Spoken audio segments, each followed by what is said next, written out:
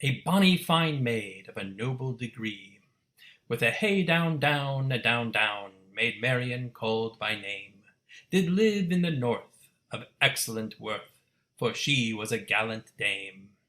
For favour and face, and beauty most rare, Queen Helen she did excel, for Marian then was praised of all men that did in the country dwell. So begins the Ballad of Robin Hood and Maid Marian, also known as Child Ballad 150, one of the many Robin Hood-related ballads collected by Francis James Child in the late 1800s that is of unknown original authorship. Certainly it evokes the image of the lovely noble lady. The reference to Helen of Troy further reinforces the notion of Maid Marian as a fairy tale princess, not unlike what we've seen depicted in film for 100 years now. The idea of the lonely princess in the tower awaiting her daring rescuer has grown passé, and so many modern depictions of Marian might lean a little less towards that imagery. And the Maid Marian, from that very same ballad, would agree. Later in that poem, after Robin Hood has been outlawed and is living in the forest, Marian takes it upon herself to seek him out. Perplexed and vexed and troubled in mind, she dressed herself like a page, and ranged the wood to find Robin Hood, the bravest of men in that age. With quiver and bow, sword, buckler, and all, thus armed was Marian most bold. And not only does she boldly equip herself, but the poem goes on to detail her victory in a sword fight, and how she comes to live in Sherwood with the rest of the outlaws. In my discussion with Emily Rich, the guest for this episode, we get a little bit more into this ballad and the other notable early literary mentions of Maid Marian, and where and how this figure even came to be associated with Robin Hood in the first place. In addition to discussing the variations of Maid Marian and why she has such staying power, we'll also discuss the female characters that tend to flit in and out of the legends, and why maybe, sometimes, being a damsel in distress gets a bit of a bad rap. I'd like to welcome onto our podcast today special guest Emily Rich, who is a blogger and a super fan of Robin Hood. Yes, thank you. Thank you for joining us, Emily. And I would like to just start by getting a little bit more about you and kind of your association with Robin Hood, how you got interested and involved with Robin Hood fandom in the first place.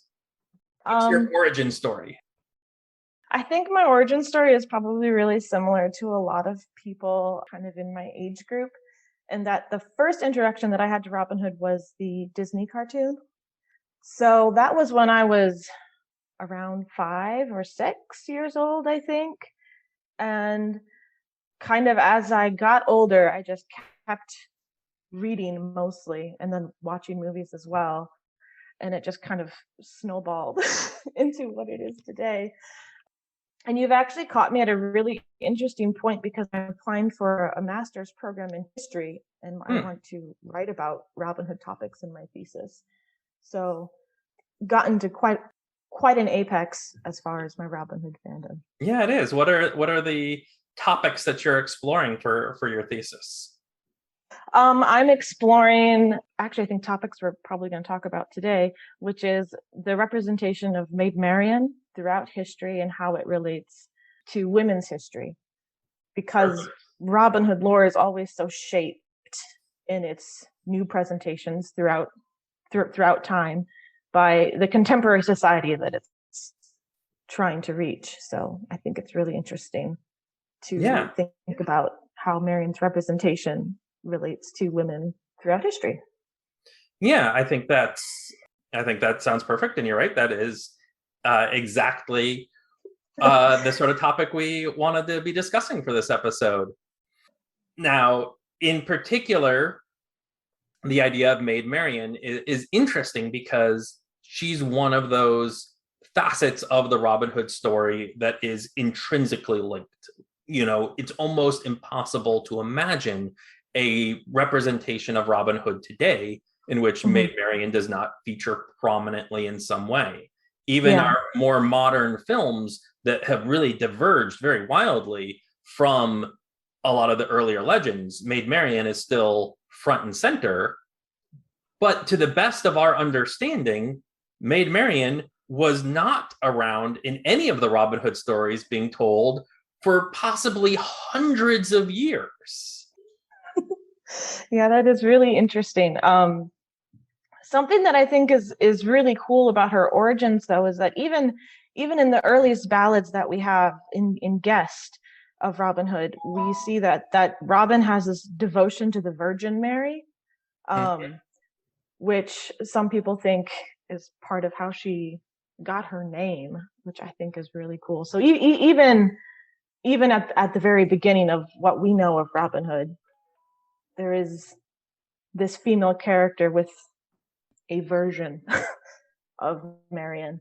But of course, the Virgin Mary is not Marian, but it's interesting. Yeah, so that hits on one of the topics of discussion that I wanted to have, is how Maid Marian is not present in the earliest ballads, like the Jest of Robin Hood. And there are a few female characters that we see in the early ballads. The wife of the Sheriff of Nottingham is present in Robin Hood and the Potter. And Mm-hmm. even in the Jest, there's the Prioress of Kirklees, the villainous female character who kind of shows up at the end, has some interesting connections to Robin Hood because she's often portrayed as being a kinswoman to him, but still betrays him and results in his death.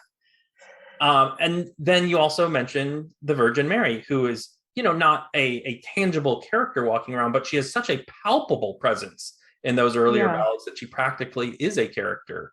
Robin Hood's devotion to her is what gets him into trouble in our earliest known ballad, Robin Hood and the Monk. His faith in her helps him feel a sense of assurance and desire to help Sir Richard of the Lee in the Jest of Mm-hmm. Robin Hood. So she does have, as you mentioned, a very kind of notable presence. And that is interesting to think of, that presence of the Virgin Mary helping lead to the idea of the Maid Marian that so often has that emphasis, especially in some of the, Victorian tales of the emphasis on being maidenly. So there's a line in Guest or Jest, however people want to pronounce it. I'm not sure. It has a specific way, but where he says that the Virgin Mary is the truest woman he's ever known, and I think that's just really, I don't know. I think it's really interesting. It is. It makes it feel very personal and really adds to that sense of her being a present character in the stories, even if she physically isn't. Yeah. And then you mentioned the Prioress of Kirklees. And I think it would be so cool because we don't really know that much about the Prioress of Kirklees. She kind of just shows up at the end, usually. I think if someone wanted to do a cool spin-off retelling, that they should do one of those like villain origin stories about the Prioress of Kirklees, because I think that could be really interesting, especially with Robin Hood's association with the clergy who are often his enemies. So, and then as a kinswoman, it would be really special, I think. Yeah, I think there will have to be a whole other episode at some point that is all about Robin Hood's very complicated relationship with the church, where he has this devotion to the Virgin Mary. Friar Tuck enters the tales later, and he's obviously a man of the cloth, but one of the most seminal characters, but then also has this very contentious relationship. The Sheriff of Nottingham is most well known as his antagonist, but in the early ballads, the Bishop of Hereford is a notable antagonist, and that prioress who is the one who kills him. Like, she's sort of the ultimate antagonist in a very real sense. But you're right, she's never seen getting development. Even in more modern adaptations, she will come in, and this is something I wanted to hit on at some point, is that episode where Robin is wounded and he comes to her seeking aid, but she betrays him. usually by letting out all his blood, sometime by poison. Mhm. That is not a tale that gets adapted very frequently. But then we don't No. have very many adaptations that actually show the death of Robin Hood.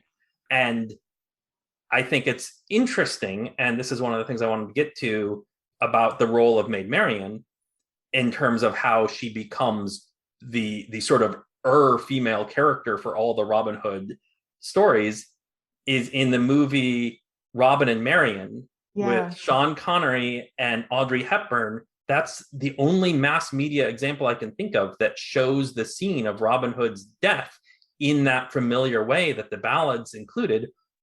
But Marian replaces the prioress. Yeah, I remember the first time I watched that movie, and it took me a while to get to it, but the first time I watched it, and I was watching this unfold, and I'm just like, hang on, am I predicting the ending? And of course I did, and I was just flabbergasted. I'm like, I don't know.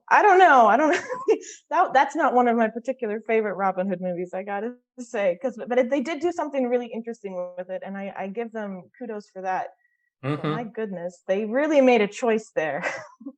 So maybe we'll get back to that a little bit, and I feel like I kind of got ahead of myself and my notes, and I want to backtrack now that we brought Marian back into the picture, and let's talk about where she even comes from, because as we said earlier, she isn't even there in all of those earliest ballads that we were just alluding to. We just kind of rambled off through a few of them, and she doesn't show up. She's definitely not the prioress of Kirklees in the Jest of Robin Hood. She's not present earlier. The Virgin Mary is mentioned. No Maid Marian. No romantic interest for Robin Hood aside from his devotion to the Virgin Mary exists in any form. So where does Maid Marian come from? So I do think it starts with his devotion to Mary. We've already talked about that. I think the next thing that's worth mentioning is French pastorals. And a pastoral is basically just this idea of urban and upper class people romanticizing like the shepherdess life. And a common name for a shepherdess in these pastorals is Marian. And there's a very famous French pastoral that I really can't pronounce French, but it's essentially called Robin and Marian. It's not related to Robin Hood and Maid Marian at all. That's not part of it. But that did become popular between 1282 and 1283. Oh, that's so it is very quite early. It is quite old, and it's not Robin Hood related, but because of its popularity, later during May Day games, Robin Hood was a very popular figure to feature in plays and games that they would do during May Day. And just my understanding is that when Robin Hood is becoming a popular figure in the May Day games, it is following this ballad tradition that we're aware of and some early plays. So we're talking maybe 15th, 16th century, we're starting to see Robin Hood introduced in the May Day games, but there's not exactly a lot of good record keeping of this either. So we don't really know when he's being introduced either. Yeah, we don't really know. And the same goes for Marian, where we don't really know where she began to be introduced into the May Day traditions. But there's a couple theories, that, Robin Hood was kind of romantically paired with the May Queen, as it were, like during these games. And then that kind of evolved a little bit into, okay, I guess her name can be Marian because we have this other tradition where we can associate Robin and Marian as a couple. So, and then it just kind of snowballs from there. But with Marian, we really don't have any dates. We really don't have a lot of record of when she first appeared. I think generally people do agree that it was during May Day celebrations that she started to kind of take root and have a place in the Robin Hood stories. Yeah, I read an article recently, I'll make sure I link to it in the show notes, that was very much about the incorporation of Robin and Marian into the May Day games and the Morris dancing tradition, how there had been an earlier tradition of the sort of Lord of Misrule that was sort of combined with the sort of May King idea, and Robin Hood kind of got rolled into that idea. And if you've got, your May King and your May Queen, it's obvious to have romantic associations with them. If you're telling stories outside of just the dancing and the festival. And that might be where she starts to get introduced into the ballad tradition, as we see her in the ballads that Child collected in the 1800s. Mm-hmm. Does that sound Yeah. about right to your understanding? That sounds about right. It is really hard to track Marian in history, but that does sound about right to me. So. Yeah.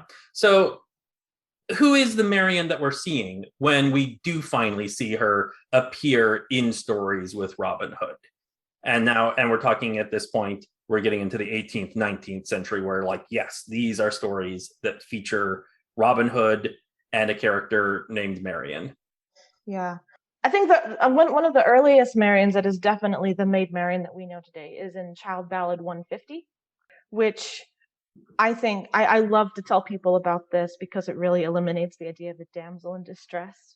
Because in Child Ballad 150, after Robin is outlawed, Marian says, well, to heck with this. And she dresses as a man. She puts on a sword. She has a bow. She goes after him, and they have this epic sword fight, which she wins. And then he invites her to join the band, not realizing that it's her.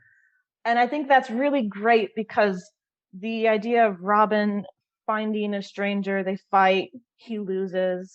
Hey, come join my band of merry men. That's very prevalent in a lot of his introductions to other members of the merry men. So I really love to talk about Child Ballad 150. I always kind of think of that kind of as the beginning of Maid Marian as we know her, as she began to evolve. Yeah, and I think it's a really good point about how it is placing Maid Marian basically on par with a figure like Little John. The story of Robin Hood and Little John meeting on the bridge and having their quarterstaff duel is by far the most famous example of that trope of Robin Hood meets a stranger, they duel, Robin Hood loses, but then is a gracious loser who welcomes the victor into his band. And that story, that trope, is incredibly common. I think there's roughly a dozen child ballads that feature that as a motif. Yeah. And having one of Maid Marian's like really solid, like, oh yeah, this is Maid Marian, having an encounter with Robin Hood, also filling in that role, really, as you say, gets away from any of that sort of notion of her as a wilting flower, her as a damsel who needs rescuing. No, she's there. She's can hold her own against Robin Hood, if not overcome him even, and gets invited to come live in Sherwood. Yeah, it's really wonderful. And I love to point that out because as we get, further away in history and as people are continuing to write about Robin Hood, in Victorian literature, because the Victorians were very interested in Robin Hood and King Arthur and medievalism in general. So we had a lot of Robin Hood literature come out in the Victorian period, largely thanks to Joseph Ritson making it accessible by compiling all of the known ballads and poems and plays. Yeah, I kind of have been thinking of it as a sort of 1-2 punch between Ritson's collection of the ballads and plays and the popularity of Walter Scott's Ivanhoe. Yeah. Ivanhoe also was a wonderful, lift to interest in Robin Hood. Although something that's interesting is Ivanhoe is like the first really famous depiction of Robin Hood in a novel.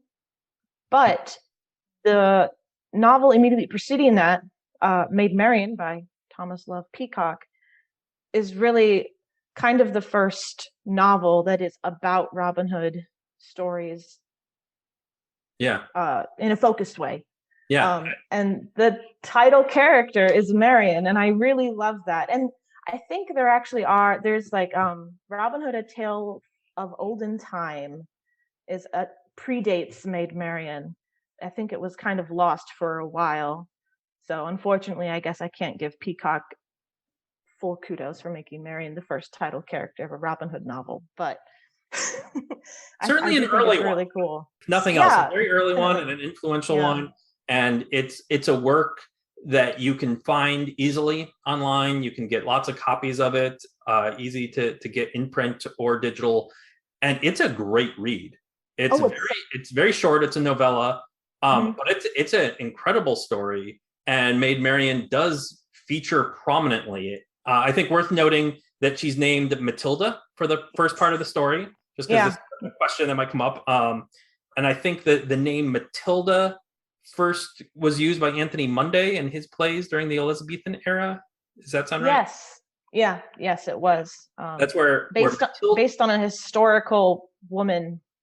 Munday based his idea of Matilda Fitzwalter on an historical person. So we do have that Matilda Fitzwalter figure associated with Robin Hood, and that was what, the late 1500s, early 1600s. Yes. So that was a literary source that saw kind of a romantic figure for Robin Hood, and then our later Victorian or kind of Regency era and Victorian writers like Thomas Love Peacock then picked up on that and took this sort of Mayday figure and ballad figure and rolled that in with the figure from the Anthony Munday plays. And that's where we're getting the Matilda, who becomes, she starts going by the name of Marian after she kind of abandons living in castles and abandons living in society to come live with Robin. She adopts the name Marian. I was just going to say that she's a very active Marian too, for being, the title character. We can expect that, but she's a very active character. She essentially gets grounded for getting in a fight, and the sheriff comes and says, "Why? What the heck?" And her father, of course, knows it's her and says, "You're grounded. You can't leave the castle," which I think is really interesting because while on one hand in the novel Maid Marian, you have very active Marian who's very capable with a bow, and you also have a part of the novel where she's essentially imprisoned in a castle, so she kind of plays both roles at the same time, which is very interesting to me. I think notable though is that she's not really rescued from the castle by Robin Hood. She kind of gets out of the castle. She kind of escapes from the castle with her father while they're being besieged by Prince John, who has developed an affection for her, and she even has a sword fight with John. It does. Yeah, it's a wonderful novella. I really enjoy it. It is. It's one that I would really highly recommend. And it's well written, and it's funny too. The last line that has to do with her name, Maid Marian, genuinely made me laugh out loud. Like, I don't even want to spoil it for any listeners who might want to pick up the book, but I found it very genuinely funny and engaging. It was such a wonderful touch of humor, because I feel like a lot of people have commented on the fact that her name, as commonly used, is Maid Marian. So the last page was really quite good. Yeah. It plays with that in a very modern sort of way too. There are some other examples of Maid Marian in Victorian literature, specifically Maid Marian and Robin Hood, A Romance of Old Sherwood Forest. This is one I'm not familiar with. It's kind of hard to get your hands on. It wasn't, I don't know how popular it was at the time, but it hasn't really survived the test of time for us in our contemporary era at this point. But in this novel, she is very much a fainting damsel in distress, constantly fainting or needing days to recuperate after riding for a few days into the forest. It's a weird one, but it's important, I think, because it's one of those examples where we can see how the idea of a Victorian woman, what society would expect, which is not at all true for women in that era anyway, of, fainting was actually like a popular thing. It's become a myth that people just fainted because of their corsets, but actually it was just popular for a few years to faint, and it was something that some women would do just as like an act, which is kind of a tangent. When was this written, do you know? 1894. So 1894, the story with our very fainting Marian comes out, and I think it's worth noting how much this reflects what you were saying before about Robin Hood stories being such reflections of their time. And the story we were just talking about with Thomas Love Peacock, where Marian is very active. She shoots the Sheriff of Nottingham with an arrow. She sword fights Prince John. She is not a wilting flower in any sense. She even a knight who was courting her with an arrow. But that was written in the 1820s, really before the Victorian period, before that became associated with the proper role of women to be more delicate. Yeah. There's also another Victorian novel worth mentioning if we're talking about Marian in Victorian literature is Maid Marian or the Forest Queen being a companion to Robin Hood by Joaquin Stockeller. So this one is really interesting, first published in 1849. So this one is, again, a very active Marian. She is a member of the outlaw band. She is wearing men's clothing. She's fully armed. It is, again, a very active Marian. So I think Maid Marian or the Forest Queen and Maid Marian by Peacock are two of the pieces of Marian literature that we get kind of within the same general period where we see a very active Marian. Mm-hmm. And then the one that I mentioned earlier, Maid Marian, Robin Hood, an Old Romance of Sherwood Forest, is not as popular. You know, it's not something that a lot of people talk about outside of academia. Yeah. So not as well remembered or accessible. No. During that, and I think it's interesting too that around that same time that we're seeing Maid Marian having a less active, engaged role is also when we're seeing less of her in some ways. You know, mm-hmm. Howard Pyle's work is very solidly during the Victorian period. The Merry Adventures of Robin Hood, which is a very good read, very popular and still very easy to find, came out in 1883 and has become one of our most seminal and well-remembered works of Robin Hood fiction. And Maid Marian doesn't appear in it at all. Like, she gets mentioned once or twice, but is not a character in any way. Yeah, I remember when I was 12 or 13, and I found a really beautiful copy of it at a library book sale. And it was the first time I was going to read Howard Pyle's work. And I was so excited. And even then, I really wanted to see Marian in the book. So I paged through, and I didn't see Marian. I was like, well, okay, maybe I just missed it. So then when I actually read it, and she was mentioned once, right at the beginning in the first chapter, maybe in the first 2 pages, and then nothing after that, I was so disappointed. But it's one of the pillars of our idea of classic Robin Hood literature. If you're looking for a classic Robin Hood book, most people will recommend Howard Pyle. And it's a great book. It just doesn't have Marian. Mm-hmm. It's one of the books that I have found, even compared to a lot of modern books, modern novels, that takes a lot of the ballads and adapts them, but he mm-hmm. does it with a lot of color and a lot of panache and has the stories flow into one another. It really is a very fun book that I do highly recommend. But I recommend it also along with Thomas Love Peacock's Maid Marian, so you can at least get some of her in there too. Yeah, I think they're best served together because, they're kind of the same period, so you can kind of get an idea of all of the different ways people were looking at Robin Hood at that time. Yeah, well, my point was that I think that around that time when Howard Pyle would have been writing, it was getting less popular to have those sort of very active, dynamic female protagonists. And so that could be one of the reasons why she vanishes in his text. And then years later, we're seeing that other work you mentioned where she is there as a main character, title character even, but is the wilting flower who needs to be rescued all the time. Yeah, that's true. And I feel like it is much more recently that we've seen a return to the very active and dynamic Maid Marian. Well, actually, let me backtrack on that a little bit. Okay. In our what we associate with Maid Marian in terms of our popular culture.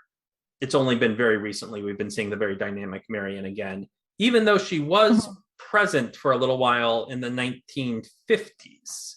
Roger Langston Greene's Adventures of Robin Hood, he really just is adapting the Thomas Love Peacock book, but that still has some presentation of her as being active. And the very popular television show, The Adventures of Robin Hood, starring Richard Greene, had a very active Maid Marian who felt very much like the sort of character from the Thomas Love Peacock book or the early ballad where she dresses as a man and goes into Sherwood Forest. That is, in fact, how she is introduced into that show. And so I feel like that presentation of Maid Marian hadn't really left us. But the more popular one that really kind of stuck around is the associations with her as a princess. Especially by the time that we might have been growing up in the modern day, the visual image that we had primarily to draw off of Maid Marian was like Olivia de Havilland in The Adventures of Robin Hood from 1938 and the cartoon from the 70s.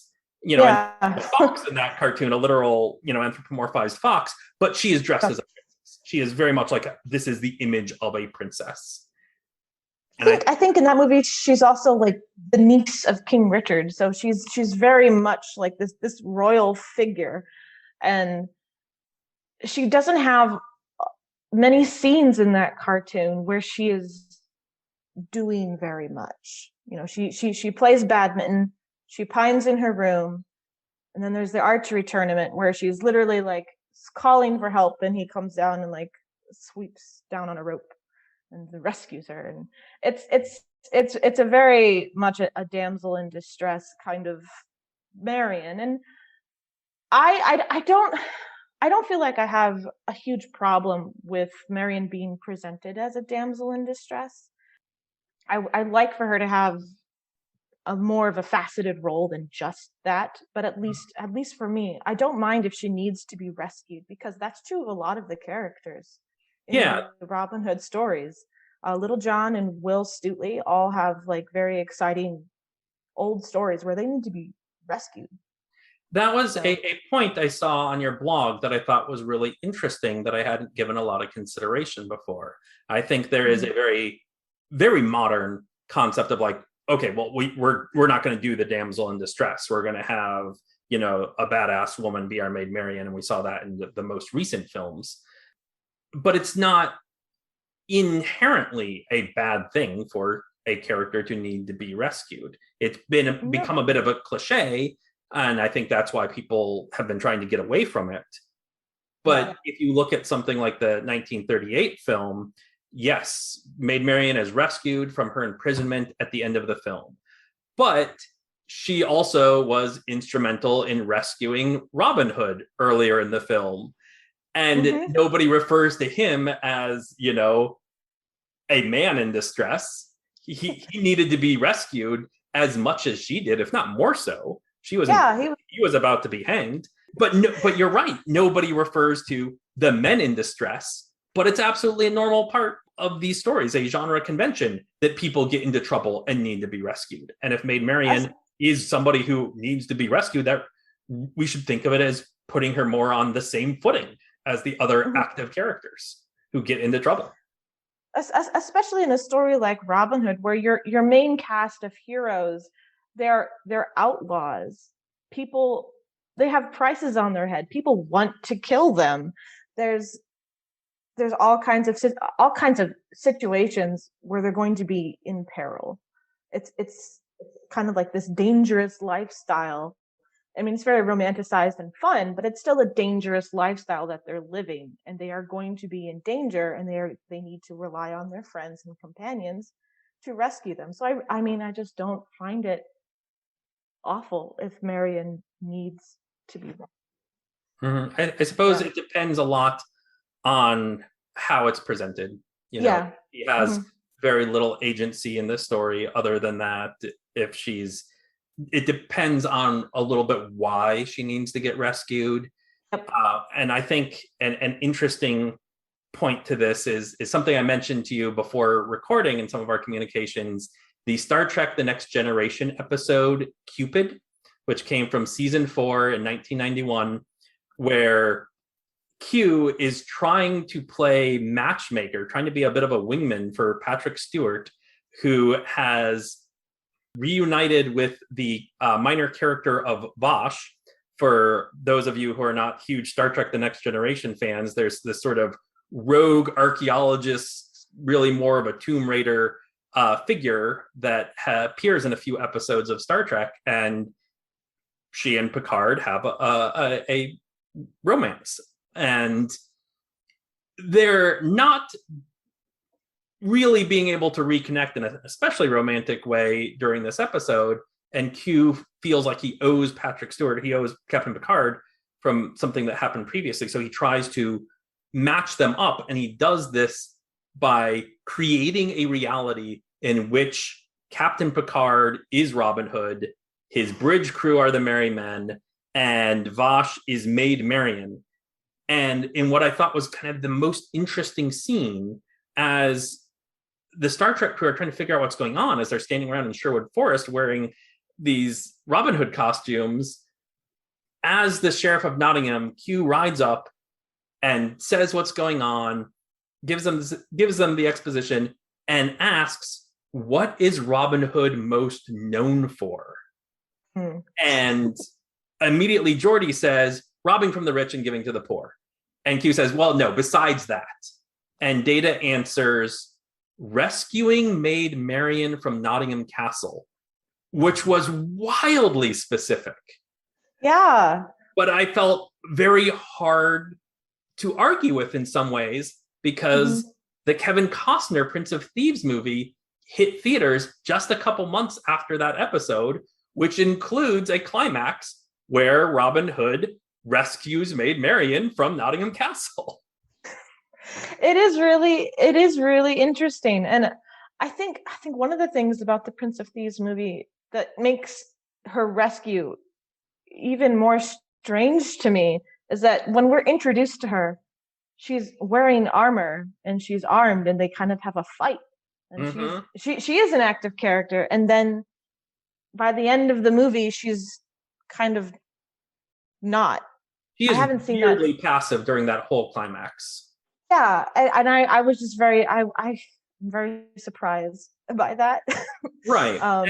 And I think that gets, and the point I was trying to make was just that the idea of Marian as a damsel in distress is a little off-putting when her reason for being in the story is just to be a damsel in distress. And that Star Trek episode highlights that, Vash has no interest in being a helpless damsel and finds her own ways to get out of the situation she was put into. She wasn't going to just be a prop. And there was that notion, though, that Maid Marian could be presented as a prop. And that's how she ultimately did get used in the Kevin Costner film. It's a little bit how she got used in the cartoon. And so I think that might be why there is pushback against the damsel in distress trope and that presentation. But I think you're also right that, well, it's not a very nuanced look. The problem is when that is the only role she's serving in the story. But if she is an active person who is doing things, who's getting in trouble because of the things that she has done, not getting in trouble just for the sake of Robin Hood having someone to rescue, then it doesn't matter. But that it's hard for a lot of people to find that level of nuance there. Yeah, and I think I can understand that too, because a lot of the time when we see Marian as a damsel in distress, it's in the movies. So, and just if someone is just casually watching a Robin Hood movie and maybe they're not reading as many books or doing the research that I like to do, then that nuance is kind of lost, because then the representations that they've seen are now on the screen. Yeah, I mean, in general, there's that degree of lazy screenwriting that's not a uniquely Maid Marian issue. I think it is faster in that role because there's the visual association of princess, fairy tale princess, needs to be rescued from a tower. Yeah. But you see the same thing in all sorts of movies, action movies in particular. I really noted with some weariness how all three of the Sam Raimi directed Spider-Man movies had a climax that involved him rescuing Mary Jane. Yeah. Like she was serving that function in the story without her having any agency. She was the equivalent of the princess in the tower in those stories. So it's not something that is unique to the Robin Hood movies.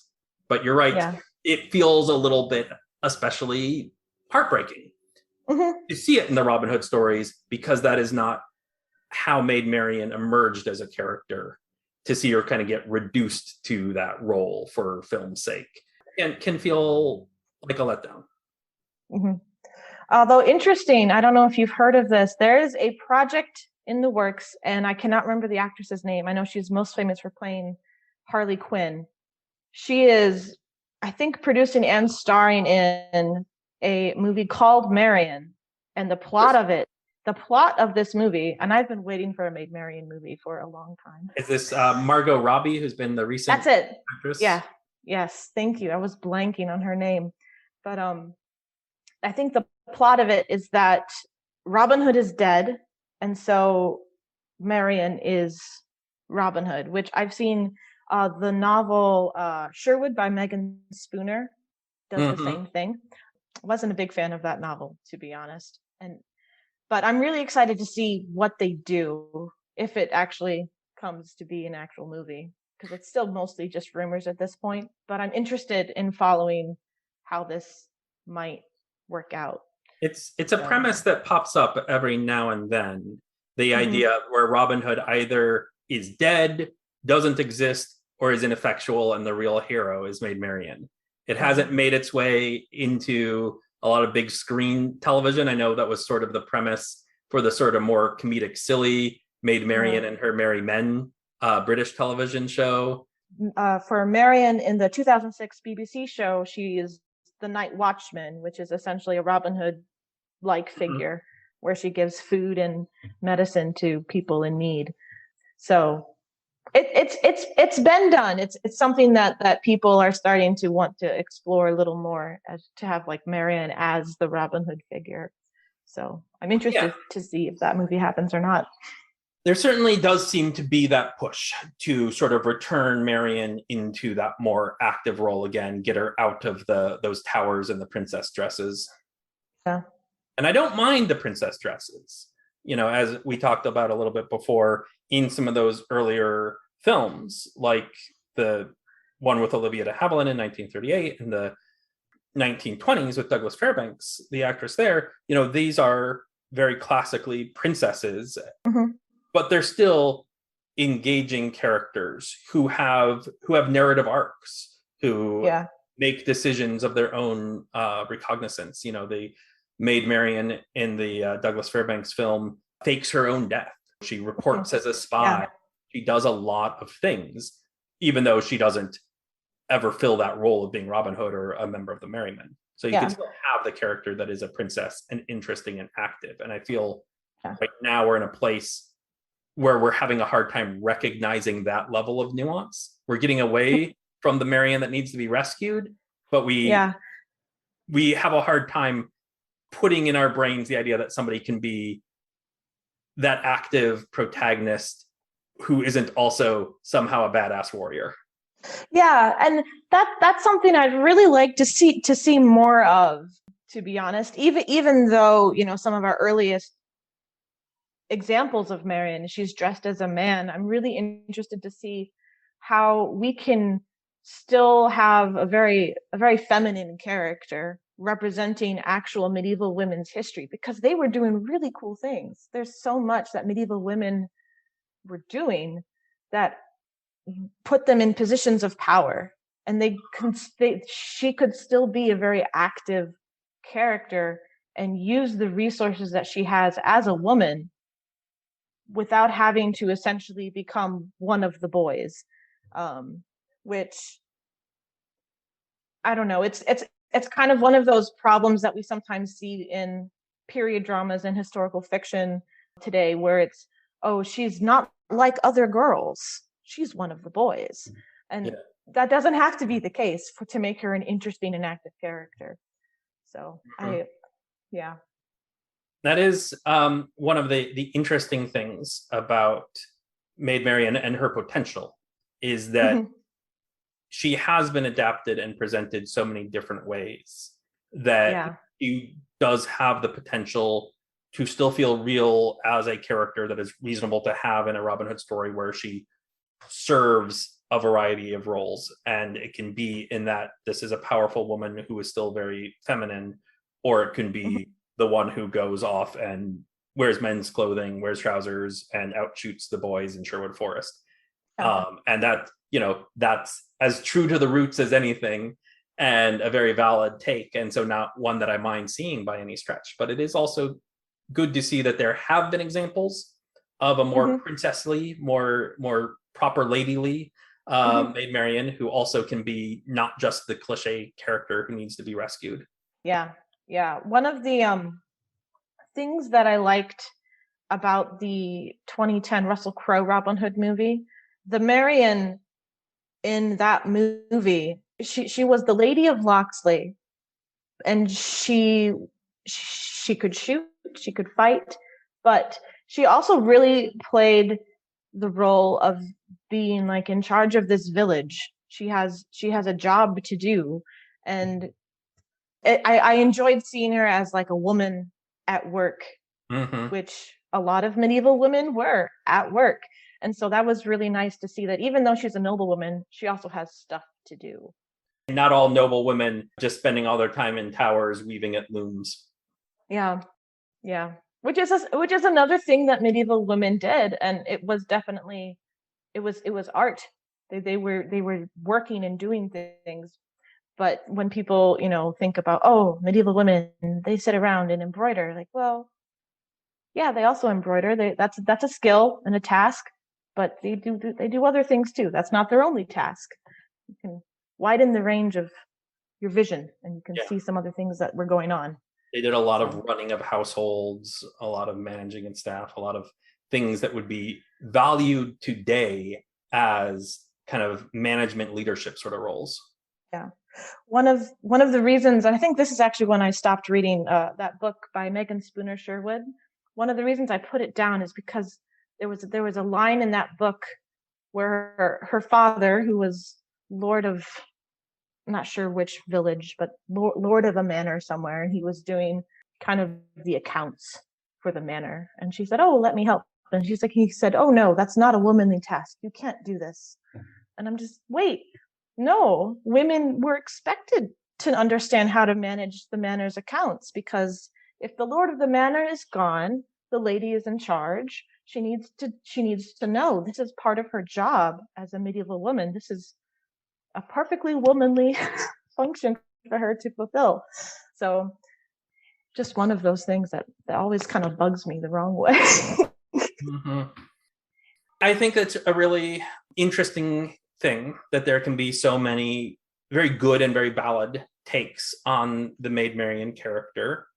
And we certainly mentioned a few of your favorites, including as recently as the Russell Crowe film from 2010, and going all the way back to Child Ballad 150. So we have a nice long range to fit in Maid Marian there that is bookended by some very good versions. And the one you mentioned from the television show, the BBC show from the 2006. So that's really contemporaneous to the Cate Blanchett portrayal in the Russell Crowe movie as well. Yeah. So we've got Tomislav Peacock and the Child Ballad on one end. We've got our modern television and film adaptations on the other.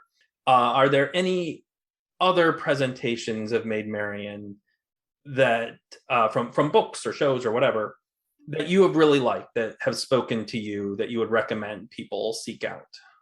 So one of my favorite recommendations to give for Robin Hood literature, contemporary literature, is The Arrow of Sherwood by Lauren Johnson. This is a wonderful book. That in this book, Marian is again in charge of a manor house. She is a functioning lady of the manor, and she's very politically savvy. She knows what she's doing, and she uses her influence in very historical and interesting ways. The Era of Sherwood in general, it's written by a historian. I feel like I learned so much about medieval history just reading this novel, and I really love it for that reason. It's written in a very contemporary fashion, which is different from the next recommendation I'm going to give.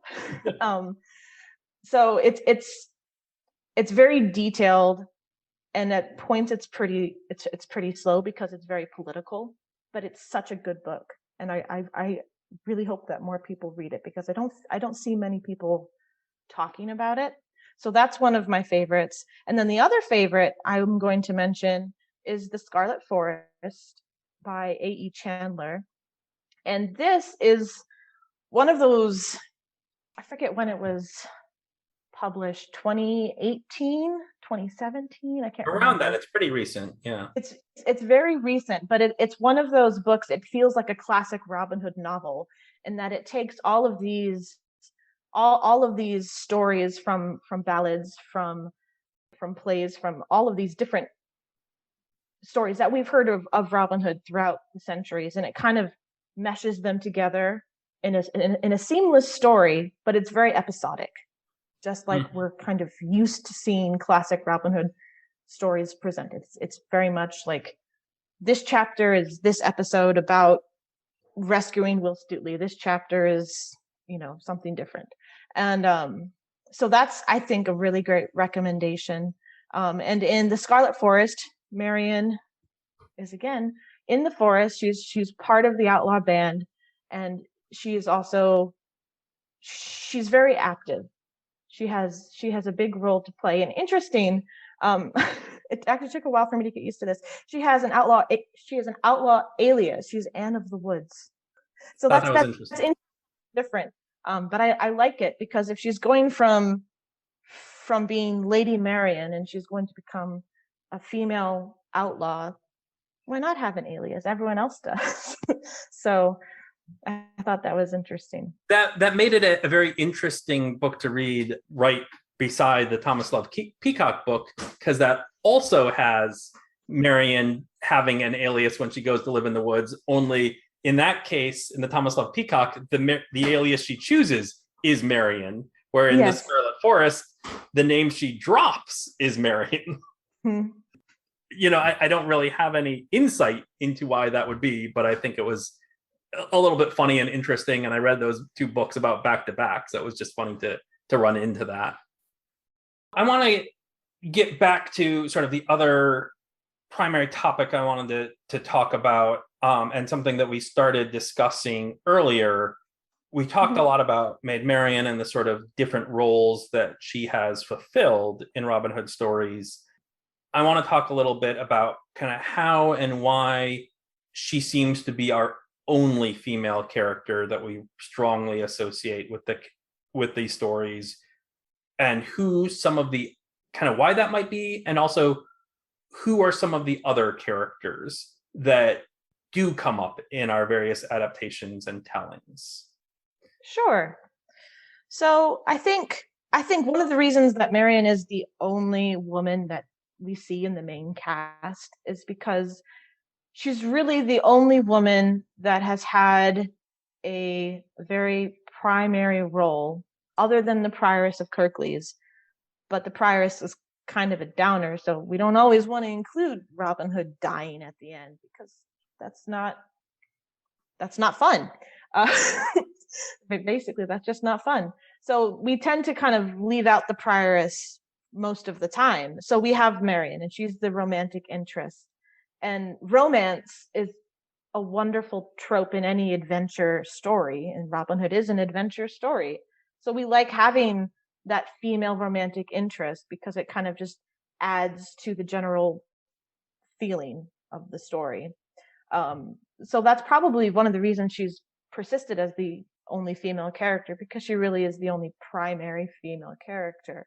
But we do see some other characters, female characters, that crop up. We have a handful of queens, depending on which timeline you want to put your Robin Hood in. You might have an interaction with a queen at some point.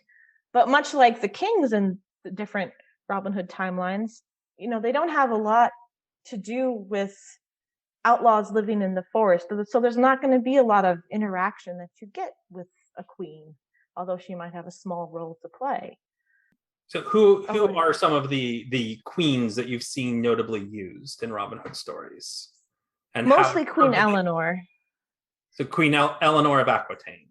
Yes, Yeah. the mother of King Richard the Lionheart and Prince John. Yeah. She's probably the most prominent queen that I see associated with Robin Hood, likely because King Richard has become our go-to king. And that's our go-to timeline, is King Richard's reign. So we can have Prince John, we can have King Richard, we can have Queen Eleanor. This is kind of the royal family you can expect. And a little minor note for, if we're sticking with the reign of King Richard as our primary period in which we're setting our Robin Hood stories, at least for our more modern adaptations, we hit on this in some earlier episodes of the podcast. Richard did have a queen, but it makes sense that she never shows up in any Robin Hood adaptations because his queen famously never lived in England at any point.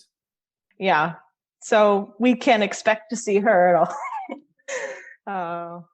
So occasionally queens, Queen Eleanor of Aquitaine appearing the most. There's a ballad that's been adapted a number of times in literature where Robin Hood is invited by the queen to an archery contest, and she is having to give him surety of his safety, and the king, presumably Henry II, so this would be predating the reign of Richard I, has to sort of be tricked into letting Robin Hood appear at his tournament. Robin Hood, of course, wins the tournament, and then the king is tricked into going back on his word.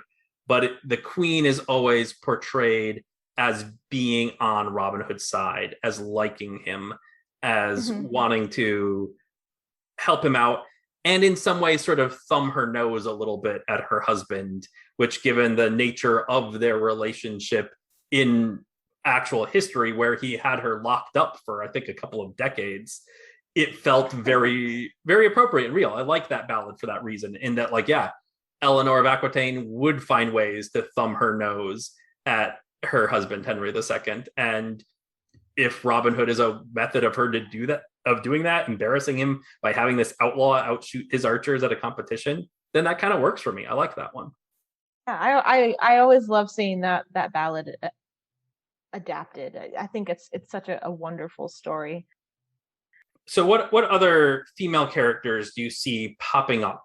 Either kind of female characters or sort of roles, where a specific character might be in this role, or a type might be in them.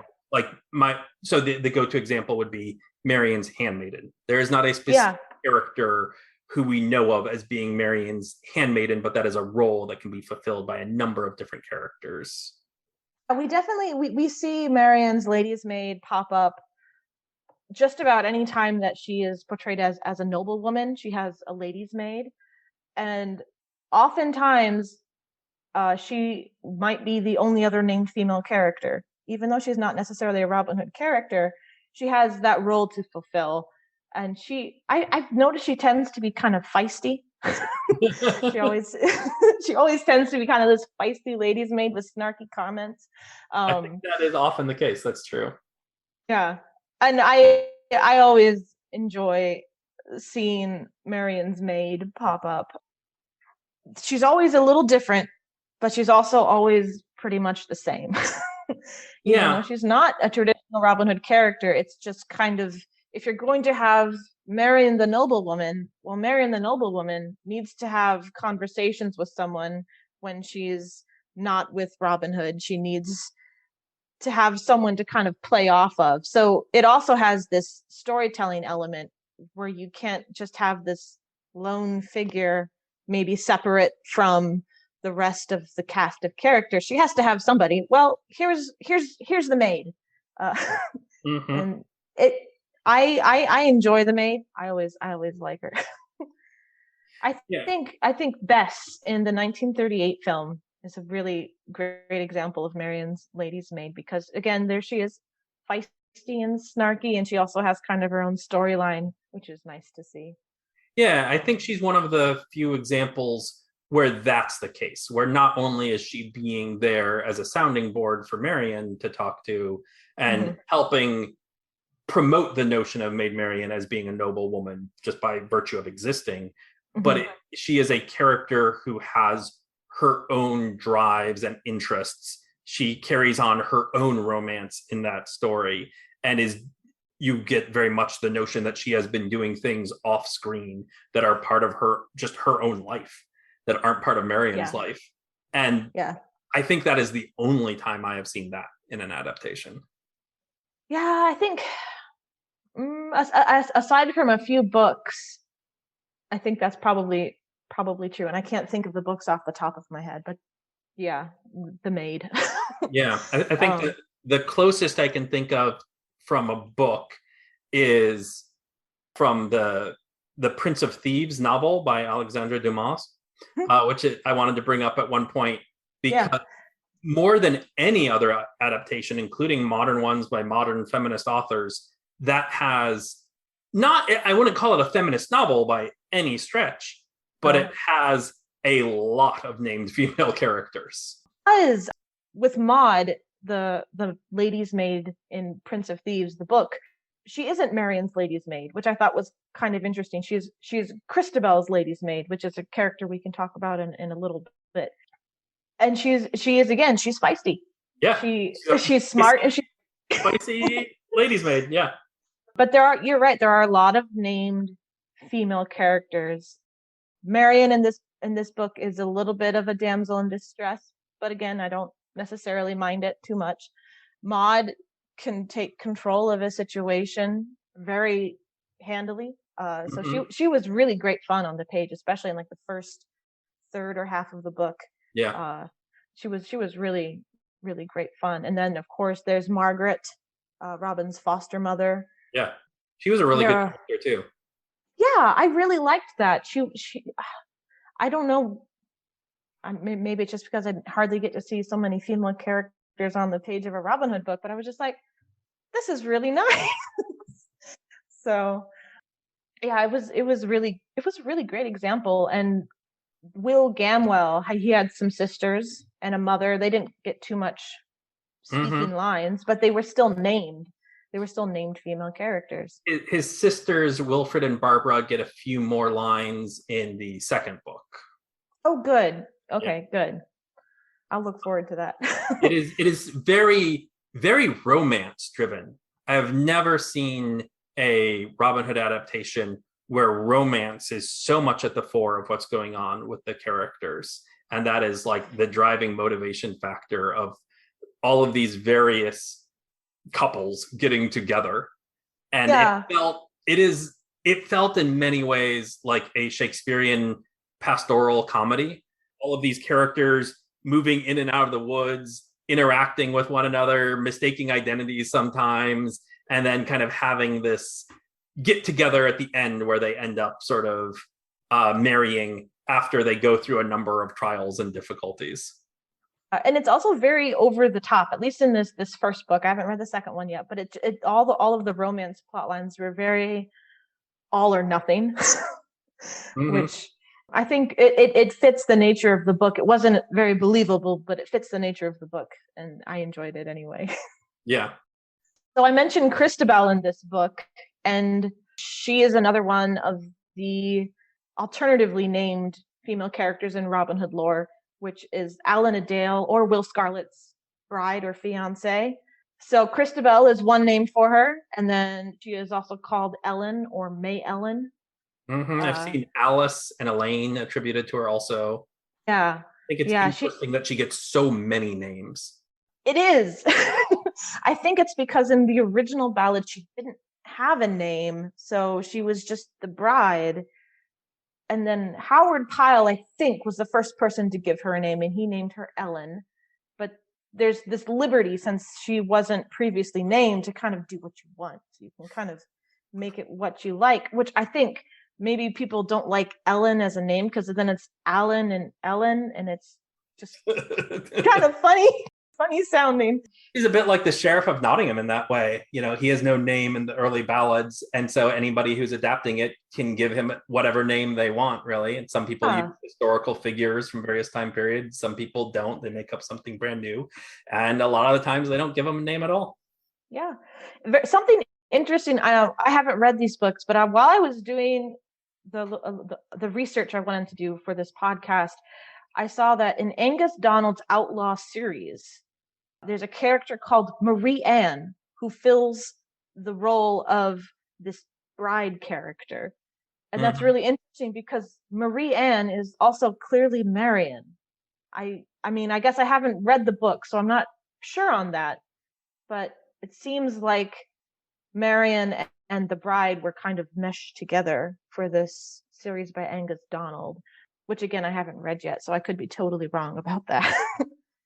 That is sort of one of the standard roles, the bride figure, the bride who is going to be forced into a marriage she doesn't want, but then instead, thanks to the intervention of Robin Hood, marries usually Alan a Dale, but really the idea being this other person who is the more low status person who is the one she actually does want.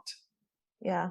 And this bride character is an interesting one in that, like, in the example of this Prince of Thieves by Dumas that we were talking about, Christabel is a fairly major character, and what is happening with her really helps drive the plot as opposed to being kind of an incidental episode.